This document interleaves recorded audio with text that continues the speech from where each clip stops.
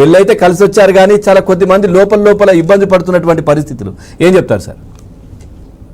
వాస్తవంగా ఇక్కడ ఒకటండి, ఇది కావాలని చేసింది కాదు, కానీ ఒక అనుకోని సంఘటన వల్ల జరిగిన డ్యామేజ్. కాకపోతే ఇది తర్వాత ఏం జరిగిందంటే, ఈ పొలిటికల్ నాయకులందరూ రకరకాల పార్టీలు వాళ్ళు రకరకాల మాటలు అంటే తలా ఒకటి దీన్ని అడ్వాంటేజ్ తీసుకోవడం జరిగింది. సో అది ఫర్దర్ గా ఏమైందంటే, మన బన్నీ గారు కూడా మీరు చూశారు, ఆయన మొన్న చెప్పిన ప్రెస్ మీట్ కానివ్వండి, ఆ తర్వాత మన పోలీసులు రిలీజ్ చేసిన టోటల్ ఎపిసోడ్ కి సంబంధించిన వీడియోస్ కానీ కనుక మీరు చూస్తే చాలా క్లియర్ గా ఉంది. దాంట్లో మనం కనుక చూస్తే బన్నీ గారు కొంత అంటే వాస్తవికానికి దూరంగా ఉన్నాయి ఆయన చెప్పిన మాటలు. సో 100% ఇది అనుకోకుండా జరిగిన తప్పండి, కావాలని చేసింది కాదు.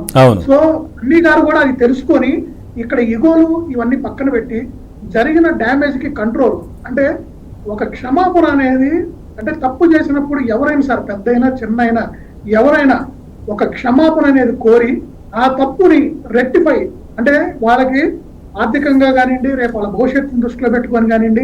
ఇవాళ ఇందాక దిల్ రాజు గారు చెప్పారు, ముందు ఎవరైతే ఇప్పుడు చనిపోయారో రేవతి గారి భర్త, వాళ్ళకి ఇండస్ట్రీలో ఆయనకి ఏదైనా ఒక ఉద్యోగం కల్పిస్తామని, వాళ్ళ కుటుంబాన్ని ముందు ఆదుకోవటం మా ప్రయారిటీ అని, తర్వాత సినిమాల గురించి, తర్వాత ముఖ్యమంత్రి గారు అన్న మాటల గురించి అయినా, లేకపోతే బన్నీ గారు అన్న మాటల గురించి అయినా, ఇవన్నీ మనం డిస్కస్ చేద్దాం ఉన్నారు.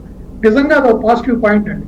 ఆ రోజు బన్నీ గారు కనుక ఇదే విధంగా రియాక్ట్ అయ్యి ఒక్కసారి వెళ్ళి హాస్పిటల్లో ఆ పశువాన్ని పరామర్శించి ఆ రేవతి గారి ఇంటికి వెళ్ళి ఒక్కసారి వాళ్ళ కుటుంబానికి మీకు మేము ఉన్నాం అనే ఒక భరోసా కల్పించి 4 మంచి మాటలు చెప్పొస్తే అసలు ఈ రోజు ఈ ఇష్యూ ఇంతవరకు వచ్చేదే కాదండి.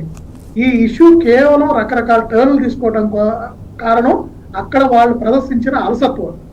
ఎప్పుడైతే ఆ లేజినెస్ అక్కడ వచ్చిందో దాని నుంచి ఇది ఏమైందంటే ఇలా రకరకాల టర్న్లు తిరిగిందండి. ఇంకో మాట చెప్తున్నానండి, ఎప్పుడు కూడా మీరు గమనిస్తే ఏ ప్రభుత్వం కూడా సినిమా ఇండస్ట్రీ మీద కక్ష కట్టింది ఏ రోజు లేదండి. అది రామారావు గారు ఉన్నప్పుడైనా, రాజశేఖర రెడ్డి గారు ఉన్నప్పుడైనా, చంద్రబాబు నాయుడు గారు ఉన్నా, కేసీఆర్ గారు ఉన్నా, ఈ రోజు రేవంత్ రెడ్డి గారు ఉన్నా, ఎందుకు కక్ష కడతారండి? అంతేందుకు కేసీఆర్ గారు ఉన్నప్పుడు చాలా మంది డౌట్ పడ్డారు. రకరకాల ట్యాక్సులు లించేయండి, అన్ని విధాలా వస్తుంది, అవునా కదా? ఎంతో మంది ఆ సినిమా ఇండస్ట్రీలో జీవనోపాధి పొందుతున్నారు, అవునా కదా? సో అలాంటి పరిశ్రమ వల్ల ఇంకా మంచి చేకూరాలనుకుంటారు. కానీ ఈ రోజు మన సినిమా పరిశ్రమ ఎక్కడికి వెళ్ళిందండి? అంతర్జాతీయ స్థాయికి వెళ్ళింది. రాష్ట్రాలు దాటి అంతర్జాతీయ స్థాయికి వెళ్ళింది. ఈ రోజు మళ్ళీ మనం చూసాం కదా, ప్రభాస్ సినిమాని జపాన్ లో రిలీజ్ చేస్తున్నారు. చెప్తున్నా, ఇవన్నీ మనం అంటే అభివృద్ధి చెందుతున్నాం, అంటే ముందుకెళ్తున్నాం.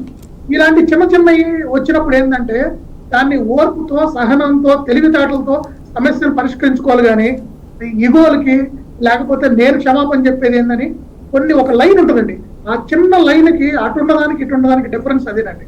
ఒక చిన్న ఇదితో అంటే అనుకోకుండా జరిగింది, ఎవరో ఒక మనిషిని చంపాలి కావాలని ఎవరు చేయరండి, అనుకోకుండా ఆ సంఘటన అలా జరిగిపోయింది.